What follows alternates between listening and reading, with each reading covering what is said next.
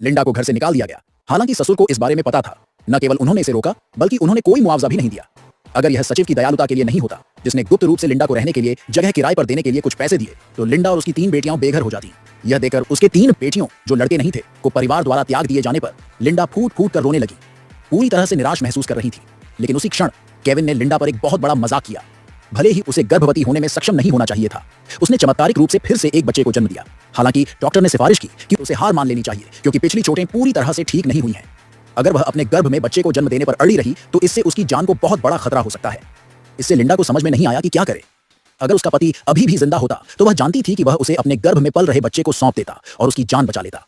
लेकिन जब लिंडा ने जमीन पर देखा, अपनी 3 पीड़ित बेटियों को देखा, तो उसने फैसला किया कि चाहे कितना भी बड़ा जोखिम क्यों न हो, वह अपने गर्भ में पल रहे बच्चे को जन्म देगी। अगर यह लड़का होता, तो उसकी मौजूदा 3 बेटियों का परिवार में स्वागत किया जाता और वे अपनी पुरानी जिंदगी फिर से शुरू कर देती। उसे पक्का यकीन था कि यह आखिरी शादी थी,